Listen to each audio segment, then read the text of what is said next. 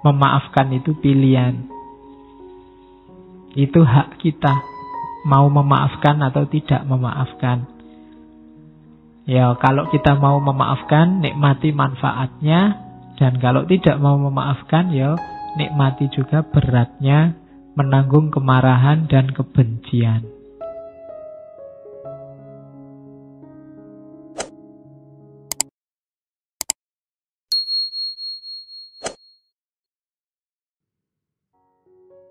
Yang pertama, maaf bukan berarti melupakan kesalahan. Yang kedua, maaf bukan berarti kita lemah. Yang ketiga, maaf bukan berarti tidak adil. Yang keempat, maaf tidak hanya untuk yang minta maaf. Yang kelima, maaf itu ada prosesnya. Dan yang terakhir, maaf tidak membuat perilaku salah jadi benar. Nah, ini miskonsepsinya. Sebelum kita masuk ke teori maaf memaafkan. Alasan pertama kenapa harus memaafkan itu biar kita ringan hidup kita. Hubungannya sama dendam, kebencian minggu lalu. Itu kan sangat berat untuk psikis kita. Jadi kita minum racun. Kayak minggu lalu kan ada pepatah, kebencian itu kita minum racun dan ingin orang lain yang mati. Ya kan, kita kan yang berat. Kalau kita nggak memaafkan orang lain itu kan kita simpan kemarahan kita simpan kebencian kita di dalam. Tiap hari kita hidup dengan itu. Ketemu yang kita benci, ketemu yang tidak kita sukai, terus jadinya kan tegang. Nggak jadi lewat, terus lewat ke sana. Sudah mau lewat nggak jadi lewat, mau ke sana nggak jadi ke sana, mau masuk ke warung ada dia nggak jadi. Energi kita habis untuk itu. Mau berangkat ngaji, itu mesti dia duduk paling depan. Tiap hari bikin aku kecewa. Aku datang terakhir-terakhir aja, nggak usah lihat. Misalnya, kan kita capek sendiri, hal-hal yang nggak penting, hal-hal remeh-temeh, jadi beban. Maka begitu kita maafkan, kita ringan sudah. Membuang separuh beban di kepala dan di hati kita. Kemarahan, dendam, otomatis tersingkir. Seperti saya bilang minggu lalu, bahwa di antara yang selalu bikin kita sibuk berpikir, itu adalah yang kita cintai dan yang kita benci. Padahal yang kita cintai dan yang kita benci itu tidak mesti mikir kita. Loh iya loh. Kalau kamu seneng sama orang kan tiap hari siang malam kamu pikir, wong dia tidak mikir apa-apa tentang dirimu. Benci sama orang juga begitu. Siang malam kita pikir dia nggak mikir apa-apa, dia cuek sama kita. Jadi rugi kita, rugi energi, rugi waktu, rugi tenaga, rugi pikiran. Eman-eman, mending dibuang saja. Menurutmu itu barang jelek, barang tidak penting kan harus dibuang. Nggak usah disimpan. Kalau disimpan nanti baunya tidak enak. Jadi buanglah sampah pada tempatnya. Kalau gitu kita anggap sampah, jangan disimpan di sini. Oke, itu manfaatnya. Maka maafkanlah. Terus, maaf itu menyembuhkan. Maaf itu membuat kita maju. Bahasanya anak hari ini bikin kita move on. Kalau kamu tidak memaafkan, kamu tidak move on. Kamu terjebak oleh masa lalu. Padahal kamu hidup di masa kini. Menuju masa depan. Jadi maaf membuat kita bebas dari luka masa lalu. Sudahlah, dibuang saja. Meskipun tidak harus dilupakan, kita ambil pelajaran. Kayak tadi tidak harus dilupakan. Kenapa? Biar kita jalannya memang ke depan, tidak ke belakang. Kalau kita hanya lihat ke belakang saja, ya nanti kita nggak bisa jalan ke depan. Sekali-sekali belakang itu buat pelajaran, tapi jangan fokus ke sana. Kayak naik motor itu loh. Belakang itu kan dilihat sekali-sekali pakai spion. Nggak usah kamu lihat terus. Kalau naik motor kamu lihat spion terus ya nabrak. Sekali-sekali ngelirik ke belakang. Jadi orang-orang yang mengecewakanmu nggak usah terlalu dipikir. Dilihat sebentar aja pakai spion. Oh, ya sudah. Nggak usah dilihat lama-lama. Nggak usah dipikir lama-lama. Ngelihatnya dikit-dikit aja. Biar kamu bisa maju. Kalau enggak, kamu mandek di situ. Stuck di situ. Enggak bergerak, enggak bisa maju. Maka yuk dibebaskan segala yang mengganjal selama ini. Benci terhadap siapapun, apapun. Wong untungnya apa? Hari ini kan kita kadang aneh-aneh. Enggak ada hubungannya sama sekali sama hidup kita. Ikut-ikutan kita benci, ikut-ikutan kita maki-maki. Di WA, di Facebook itu kan marak sekarang. Ngapain? Wong yo entah yang bener yang mana kan jauh itu sama kehidupan kita. Yo ada pengaruhnya, cuma kan tidak banyak. Ngapain kita sibuk di situ? Mending yang memang jelas manfaatnya.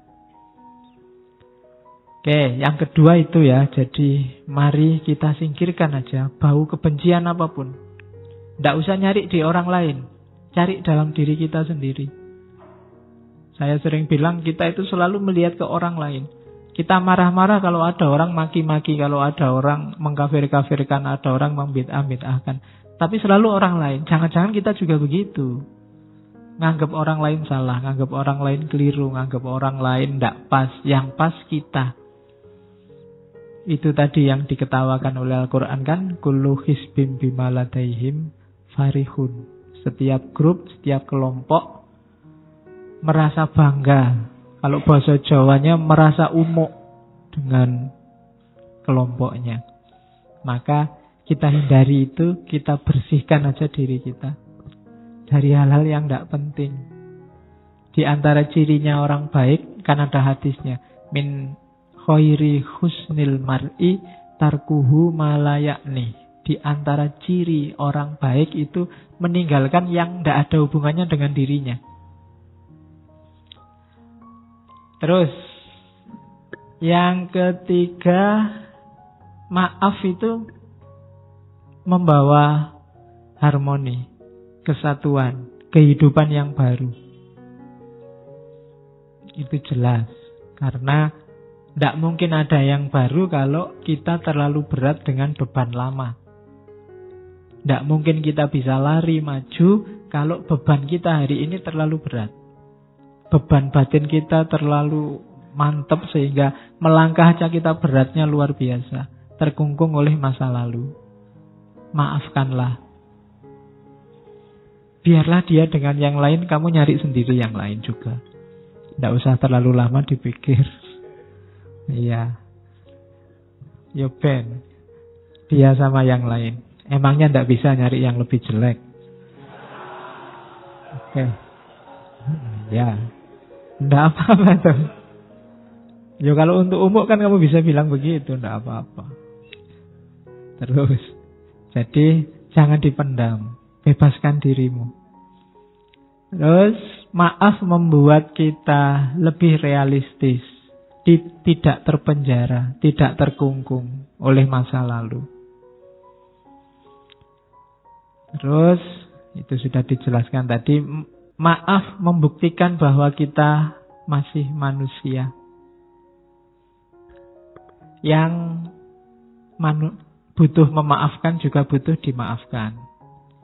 Maaf menunjukkan bahwa ya kita sama-sama manusia yang kadang-kadang juga bisa sama-sama salah. Saya maafkan, siapa tahu besok aku yang butuh dimaafkan. Hari ini kan kita kejam sekali sama orang yang keliru, salah ngomong, keceplosan. Kita tidak memaafkan, semua kita laporkan ke polisi. Mbok coba, jangan-jangan besok kita yang keceplosan ngomong, jangan-jangan besok kita yang salah bicara. Kan sengsara juga kalau tiba-tiba salah ngomong terus dilaporkan polisi. Wong tadi niatnya guyon tapi karena sudah terlanjur benci ya dilaporkan polisi. Jangan-jangan besok menimpa kita juga. Maka hendaklah kita budayakan memaafkan.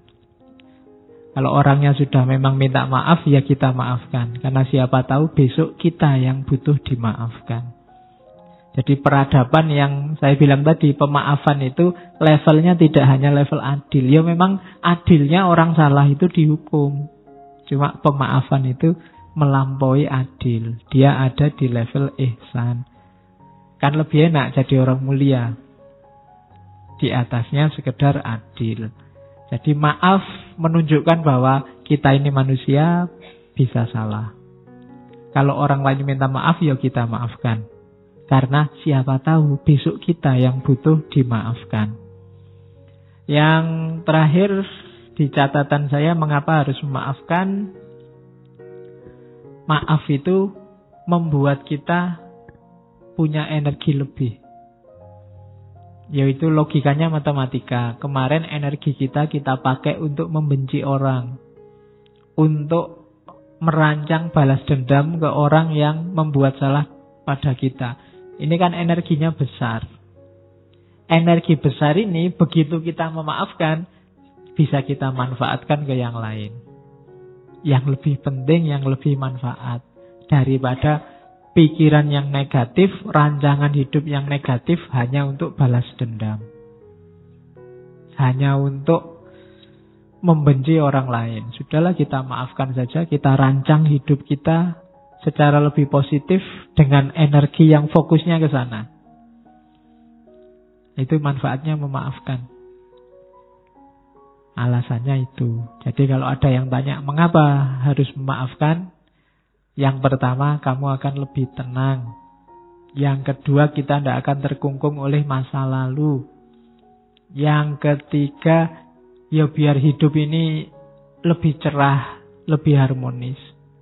Yang keempat, ya memang kita masih manusia. Manusia itu tempatnya khilaf, tempatnya salah, maka kita memaafkan, siapa tahu besok kita yang butuh dimaafkan.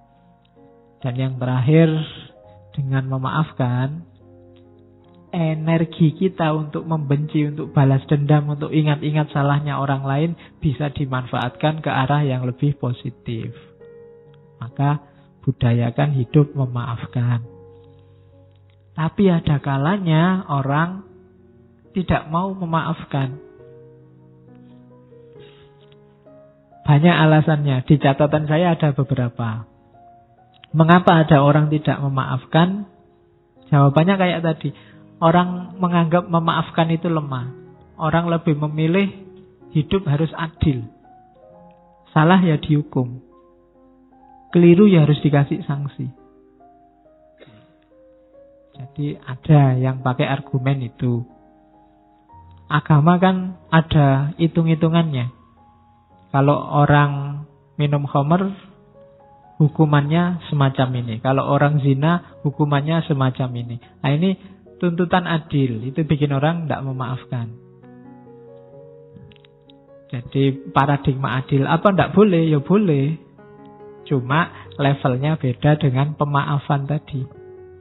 Agama kan ada itu banyak hukum-hukum syariat. Harus begini, harus begitu kan. Ya dilihat konteksnya. Dalam banyak kasus Nabi lebih memilih paradigma pemaafan dibandingkan paradigma penghukuman.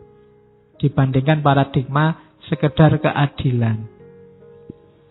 Maaf itu kan banyak cerita, banyak yang tawanan perang, harusnya dihukum mati, adalah disuruh ngajar aja. Waktu Fathu Mekah itu kan kafir Quraisy kan disuruh diampuni semua. Musuhnya yang paling besar, rumahnya malah dijadikan suaka. Barang siapa masuk rumahnya Abu Sufyan, dia aman. Itu Nabi Muhammad. Paradigma memaafkan.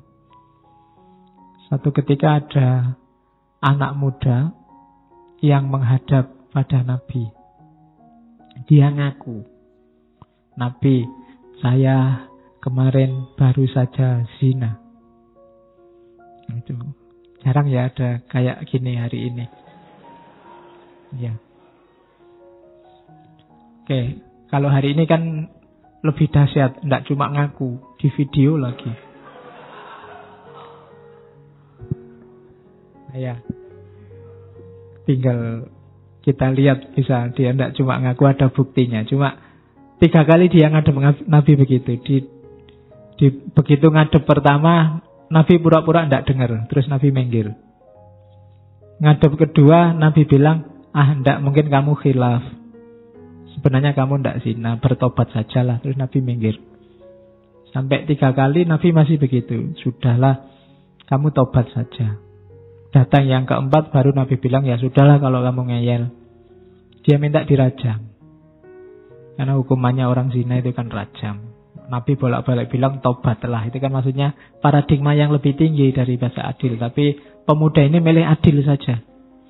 Ya wis, kalau mau rajam ya rajamlah. Kamu sendiri yang mau. Jarang yang kayak gini anak muda sekarang. Oke. Begitu dirajam, lemparan pertama, kedua, baru dia teriak-teriak, waduh Nabi ternyata sakit, masih boleh tobat enggak? Iya. Ya kan, terus Nabi bilangnya sudah dibilangin sejak tadi disuruh tobat kok ngeyel. Akhirnya diizinkan untuk bertobat. Ya lihat situasinya, mungkin menurut Nabi eman-eman ini anak muda harapan bangsa. Iya. Oke. Itu memerlukan kecerdasan ya membaca kisah-kisahnya Nabi itu. Ada beberapa kisah yang harus diletakkan di wadahnya. Jangan dikeluarkan, harus hati-hati membacanya. Nanti jangan-jangan baca ini, wah kalau gitu besok zina aja lah terus tobat. Yo, konteksnya beda. Anak ini mungkin menyesal beneran sampai ngadep Nabi minta dirajam, itu kan menunjukkan dia memang sangat menyesal. Diulang sampai 3 kali menunjukkan benar dia memang ingin tobat. Tapi kalau kamu mungkin beda urusannya. Pengen dolanan hukum mesti. Oke. Kalau orangnya memang niatnya pengen main-main hukum, mungkin sama Nabi dirajam beneran. Cuma ini kan lihat anaknya masih muda. Nah itu paradigma memaafkan. Melampaui hukum pasti, melampaui hudud kalau dalam syariah. Dimaafkan. Terus itu yang bikin orang yang pertama sukar memaafkan. Yang kedua, biasanya memaafkan itu memunculkan pertimbangan kekuasaan. Saya tidak akan memaafkan. Nanti saya dianggap lemah, dianggap inferior. Emangnya siapa aku? Nah, itu bisa. Atau itu dia merasa inferior. Waduh, iyalah saya maafkan, wong saya ini orang kecil, mau gimana lagi. Nah itu relasi kuasa, permainan kuasa. Ini juga bikin pemaafan jadi tidak hakiki. Bikin orang kemudian tidak lah, itu cuma permainan. Kalau yang minta maaf dosennya, apa ya kita bisa menolak? Dosennya telat, kita sudah nunggu setengah jam, nggak datang-datang, begitu datang, maaf ya saya ada tamu tadi sebentar. Masuk, enggak pak, enggak, saya maafkan. Kita sudah nunggu setengah jam ya pak, kan nggak gitu. Karena kita kalah kuasa. Tapi kalau mahasiswanya telat 10 menit, nggak bisa, sudah dimulai, keluar ya, gimana lagi? Minta maaf pak, tadi bannya gembos, nggak bisa, sudah aturan itu. Nah, itu kan relasi kuasa. Kamu tidak berani memaafkan, yang sini tidak berani menolak permintaan maaf. Nah, itu maka orang terus tidak, paradigmanya adil aja lah. Kalau kita 10 menit nggak boleh masuk, dosennya juga tidak boleh masuk. Kalau sudah 10 menit kita pulang pak, ngajaro sendiri misalnya. Nah, itu namanya adil. Nah, oke.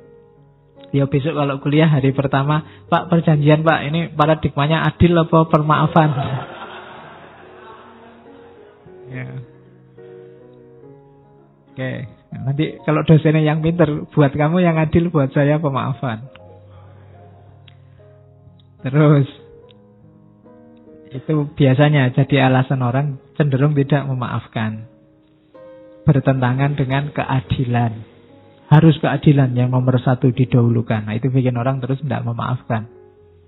Salah ya harus dihukum. Itu tadi cuma kepeleset omong kok pak. Tidak bisa. Buktinya rekamannya ada, dia salah. Harus dihukum. Nah itu paradigma adil yang dipilih. Terus ada yang terakhir, yang menganggap bahwa memaafkan itu ndak alamiah. Manusia itu secara insting itu kompetitif, saling bersaing. Jadi secara alami orang itu ya saling tabrakan, saling bertentangan. Jadi kalau ada yang mempromosikan pemaafan itu pasti agak menggeser kodratnya orang untuk saling tabrakan, untuk saling menjatuhkan. Ini yang punya pandangan kayak Thomas Hobbes dan kawan-kawan yang bilang bahwa naluri dasar manusia itu jelek. Makanya perlu ada hukum. Nah, itu alasan yang keempat. Kenapa kok tidak memaafkan? Tidak alamiah, Pak. Orang itu kalau dipukul, ya secara alami pasti ingin balas mukul. Itu alami. Meskipun ada kalanya ya memang karena nggak level, nggak berani. Yang mukul besar, yang dipukul kecil. Nah, itu kan jan-jannya sih pingin balas, tapi ya sudahlah dimaafkan saja. Nah, ini karena ya itu kan tidak alami sebenarnya. Alaminya jadi ya pingin balas. Jadi kalau dipaksa memaafkan itu malah tidak alami. Yang alami itu ya tawuran. Karena manusia punya fitrah saling memangsa. Kan itu ada yang punya pandangan semacam itu. Oke, jadi mengapa tidak memaafkan? Paling tidak ada 4 alasan.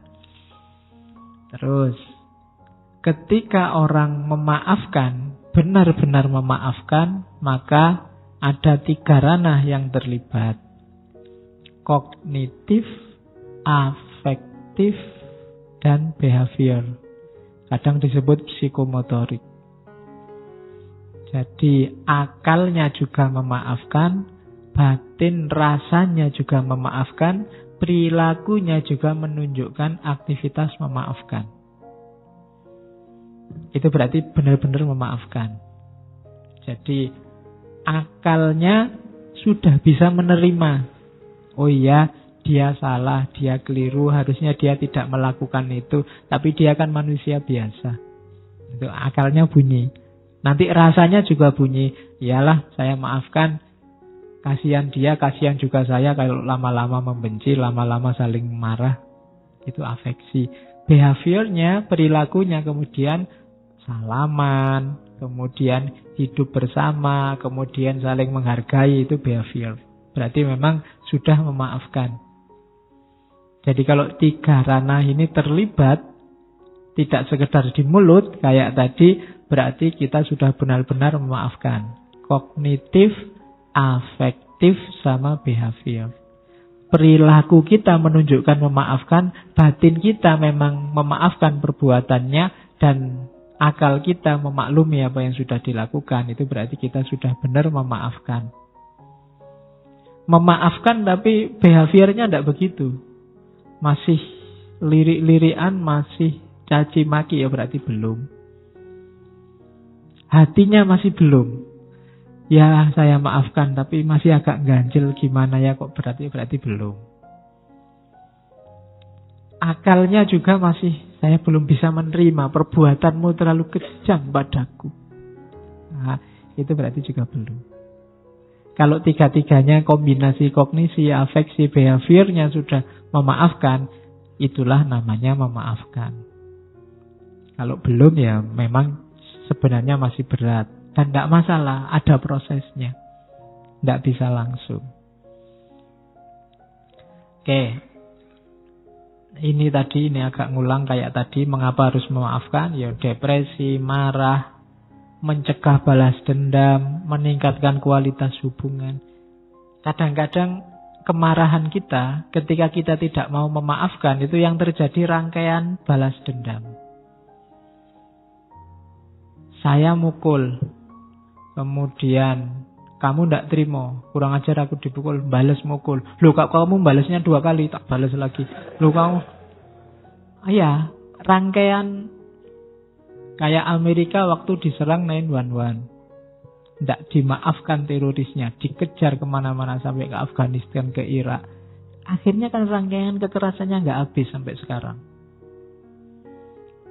Jadi semuanya dibakar oleh kemarahan sampai hari ini.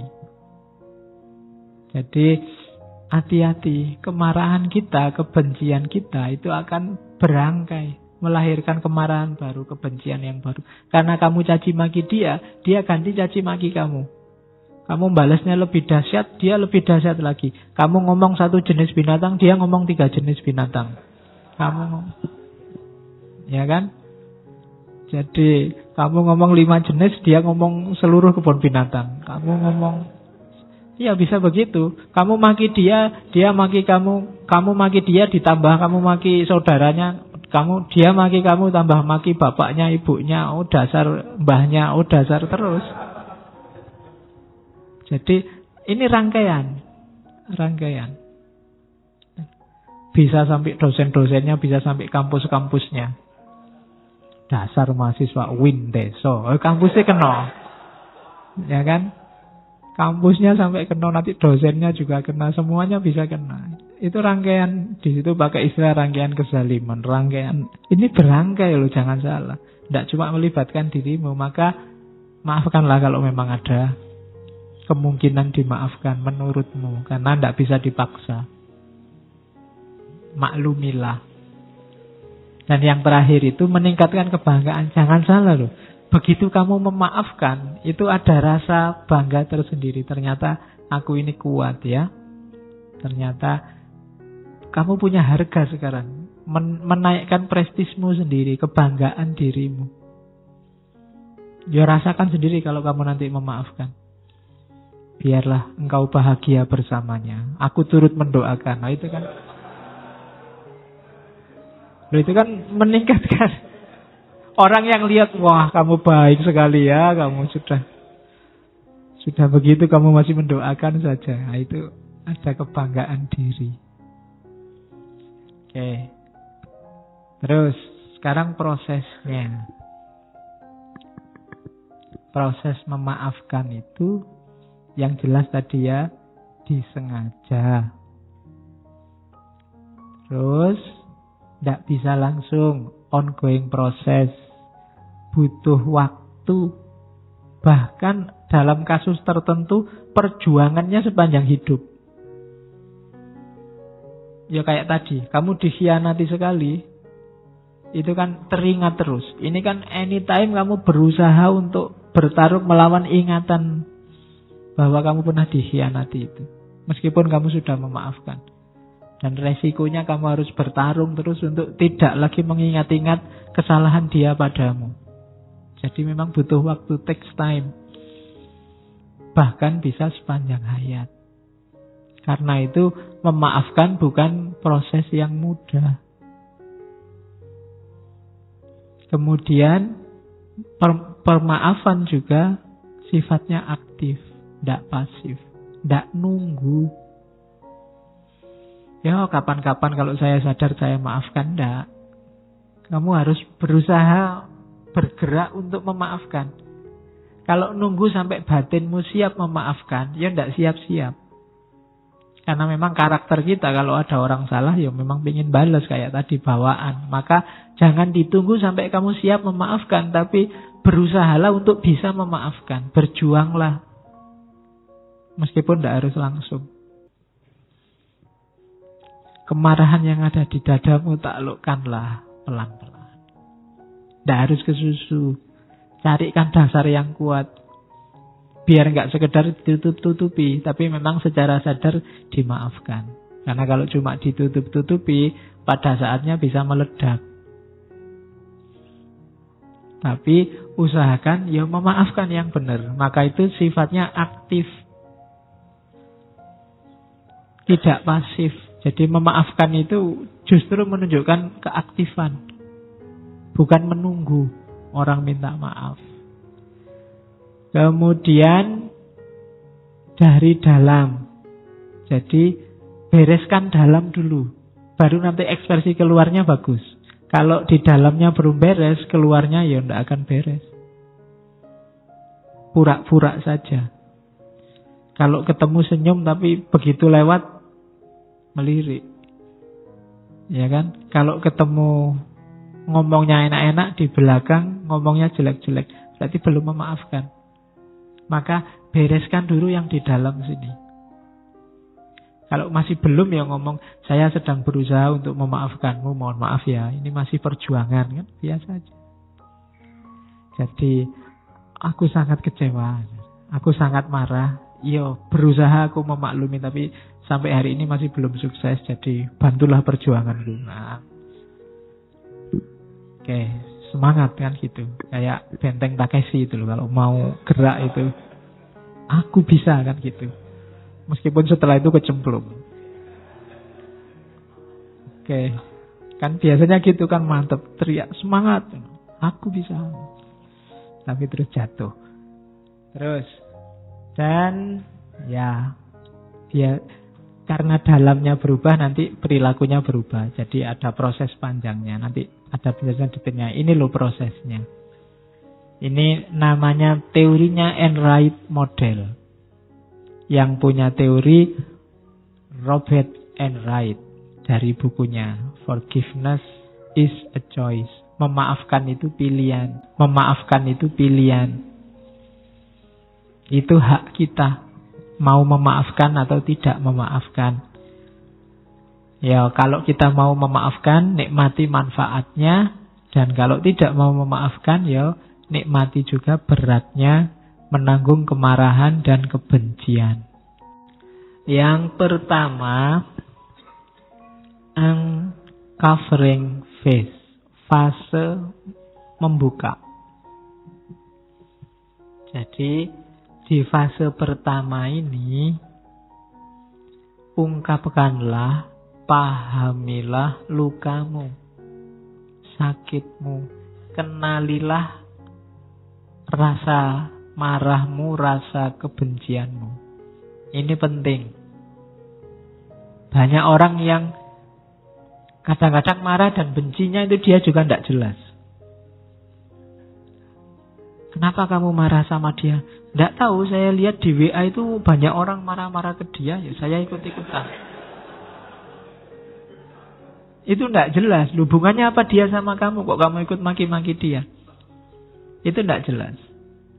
Kadang-kadang seolah-olah kamu ikut benci, ikut marah, padahal tidak. Kamu tidak ada hubungan apa-apa. Cuma kamu share aja, biar WA-nya tidak sepi, Pak. Kadang-kadang kan begitu kamu. Itu uncovering phase. Kamu benci ke pacarmu itu loh misalnya, karena dia kawin sama orang lain. Itu sakitmu itu di mana? Alasannya apa kok kamu sakit itu? Karena dia mengkhianatimu, apa karena dia bahagia kawin lagi, kawin sama orang lain, apa dia? Itu kan harus jelas duduk persoalannya. Karena ini ngomong manusia. Manusia itu tidak bisa ditebak. Fenomena yang sama, gejala yang sama tidak mengakibatkan efek yang sama. Ada yang ditinggal kawin nangis-nangis, ada yang ditinggal kawin ketawa-ketawa. Nah, iya kan? Manusia bisa begitu. Pacarnya kawin, alhamdulillah aku bebas dari dia sekarang. Bisa begitu. Maka harus kamu kenali gejala dalam dirimu ini. Kan memang manusia nggak bisa ditebak. Mahasiswa itu ada yang dapat nilai A aja nggak ketawa sama sekali, biasa aja Pak. Nilai saya memang A semua nih.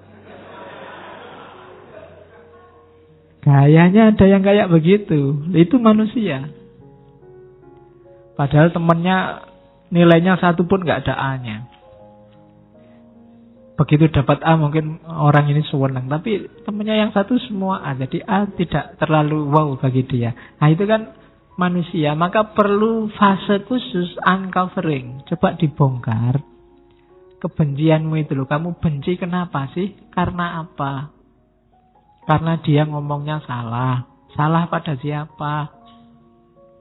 Terus hubungannya apa sama dirimu? Adakah yang dicederai dalam dirimu? Apakah pikiranmu? Apa terus kamu jadi ikut salah karena dia ngomong salah? Itu salahnya dia apa lemahnya kamu? Loh, itu kan harus dibongkar dulu.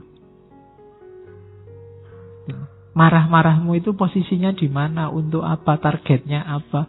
Hubungannya apa? Alasannya cocok enggak kemarahan dan kebencianmu itu? Itu uncovering face. Kalau memang sudah tegas, sudah jelas bahwa ya Pak, saya berhak marah karena kita pacaran sudah 3 tahun, kemana-mana berdua. Tiba-tiba ada yang lebih cakep. Misalnya, tidak dipacari, langsung dikawini. Nah, misalnya, itu kan berkhianat pada saya Pak. Nah, itu kan jelas duduk persoalannya. Ya meskipun rasional, wong ada yang lebih cakep. Nah, iya kan. Ya kan rasional kalau ada yang lebih cakep. Oke, yang tidak rasional ada yang lebih jelek itu baru tidak rasional. Ada yang lebih cakep, ngambil yang lebih cakep itu rasional. Ya, bersyukurlah masih cerdas. Oke, baru setelah jelas duduk persoalannya masuk decision phase. Decision phase itu fase berpikir. Kira-kira layak tidak dimaafkan. Kalau saya maafkan, positifnya apa, negatifnya apa. Itu decision phase. Ini mulai menimbang-nimbang. Enaknya saya maafkan apa enggak ya? Kalau enggak saya maafkan, wong dia sudah kawin jelas sama orang lain. Emangnya aku mau nunggu? Emangnya aku masih mau sama dudanya apa jandanya? Nah itu kan mikir itu kan. Itu namanya decision phase. Mikir. Iyalah ngapain terus dia tak pikir terus. Wong dia sudah sama orang lain, mestinya seneng-seneng sama orang lain. Sudahlah, di-delete aja. Control Alt Del. Iya, pokoknya di-delete pokoknya. Bahkan dari recycle bin juga dibuang. Ya, pokoknya ya nanti kamu nulislah, ku buang namamu dari recycle bin. Jadi untuk mengembalikan butuh servis. Tidak bisa lagi otomatis. Nah itu decision phase. Masa menentukan. Kamu mempertimbangkan kira-kira layak dimaafkan apa enggak. Kalau sudah, ya saya maafkan. Ngapain capek-capek aku mikir dia terus. Baru masuk ke work phase. Work phase ini malah kerja memaafkan. Iyalah saya maklumi, saya paham kamu milih yang lebih cakep. Alhamdulillah akalmu masih jalan. Ya, berarti kamu pinter. Ya saya dulu gak salah milih kamu meskipun kamu milih orang lain. Nah itu work phase, kerja sekarang. Lebih melihat sisi positifnya. Ada yang pengalaman pribadi kok. Jadi orang yang mengecewakanmu sekarang sudah tidak kamu lihat lagi sebagai sosok yang menyakitimu. Sudut pandangnya sudah geser. Kamu lihat dia sebagai manusia biasa yang mungkin salah. Dia juga punya perspektif positif sendiri. Dan kamu berusaha memahami jalannya dia berpikir. Sampai kamu memaklumi. Oh ya pantas memang situasinya begitu. Nah, oke, saya maklum. Saya maafkan. Sekarang kita jalan sendiri-sendiri, yaitu work phase. Aku tidak benci kamu, aku juga tidak marah lagi. Aku sekarang mau cari lagi yang lebih dari kamu. Ya. Oke, itu work phase, kerja. Terus biasanya ketika orang sudah memaafkan melalui fase work phase, ini level spiritualnya agak naik, memasuki deepening phase. Dia muncul kebanggaan diri tadi, mulai paham, oh memang manusia itu begitu. Oh memang orang itu bisa salah, bisa keliru, dan kita maafkan. Karena mungkin besok aku yang butuh minta maaf. Itu deepening phase. Jadi uncovering phase, decision phase, work phase, deepening phase. Ini proses ketika orang memaafkan. Pahami lukamu, putuskan kamu mau memaafkan atau tidak. kalau sudah kamu putuskan memaafkan, jalankan itu dan deepening face, renungkan.